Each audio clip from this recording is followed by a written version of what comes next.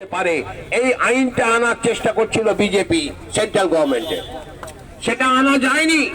সমস্ত বিরোধীরা তার বিরোধিতা করেছেন, সমস্ত বিরোধী শক্তি যখন বিরোধিতা করেছে তারা পিছু পড়েছে। তাই তারা ভেবেছিল যে বিজেপির এই নিয়ম দিয়ে তারা আমাদের এখানে ৬০ জন শ্রমিককে ইচ্ছে করে ছাঁটাই করে দেবে। তাদের দোষ কি? তাদের দোষ, ওয়ার্কারদের দোষটা কি আপনাদের জানিয়ে রাখছি।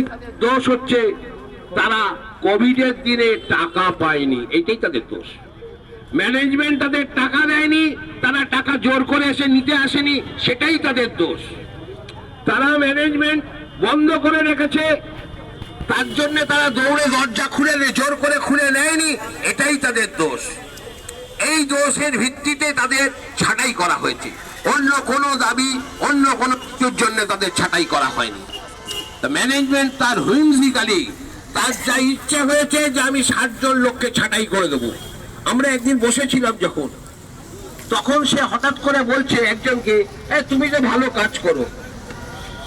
আমার যতদূর মনে হচ্ছে বোধহয় বলেছিল শঙ্করকে, শঙ্কর আমাদের তাকেই বলছে যে তুমি তো খুব ভালো এটা বানাও, খুব সুন্দর বানাও, তো তোমারটাকে আমি তোমাকে কি ছেড়ে দেবো? তো শঙ্কর বলছে, স্যার আমাকেও তো ৬০ জনের মধ্যেই ফেলেছে। বললো, ও তাই নাকি, তুমি ৬০ জনের মধ্যে চলে গেছো? ও আমার ওটা। তার মানে সমস্ত ব্যাপারটাই হচ্ছে ভুলে ভরা এবং ইচ্ছাকৃত ভাবে, কোনো হুমজিকালি। এটা মনে হচ্ছে আমার পছন্দ নয় বাদ দাও, ওকে পছন্দ নয় বাদ দাও। কে শ্রমিকের, যে শ্রমিক মালিকের পক্ষে আছে তারা তারা থাকবে, কাজ করবে। আমি বলছি যেসব শ্রমিক ভাইরা ভুল করে এখানে আসছেন, আমি তাদের দোষ দিচ্ছি না। তাদেরও তো সংসার আছে, তাদেরও তো পেটে খিদে আছে। তাদের বলেছে 15 তারিখে আসতে হবে, তাদেরও ছাঁটাই করে দেওয়া হবে। তাদের কাছে আমি বলতে চাই, তাদের আত্মবিশ্বাস জাগাতে চাই যে আমরা পাশে আছি। আপনার চাকরি খেয়ে নেবার ক্ষমতা ওই কর্তৃপক্ষের থাকবে না। যদি আজকের আপনারা ঢোকার চেষ্টা করেন, তাহলে কিন্তু আবার আপনাদেরও এইভাবে ৬০ জন যেভাবে নিয়ে বার করে দেওয়া হয়েছে, আপনাদেরও ভবিষ্যতে বার করে দেওয়া হবে। এটা তো আপনারা জানেন, স্বৈরাচার এইভাবেই আসে। তা সেই স্বৈরাচারের বিরুদ্ধে আমাদের সবাইকে এক কাট্টা হয়ে লড়তে হবে।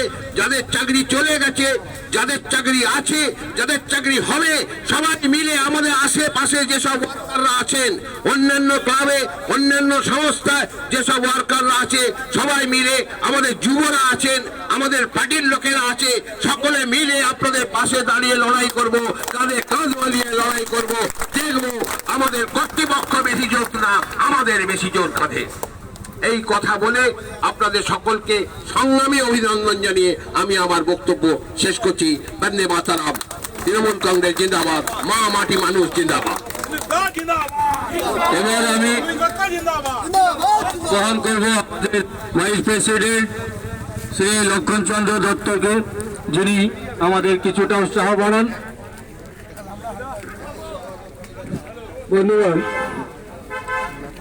আপনারা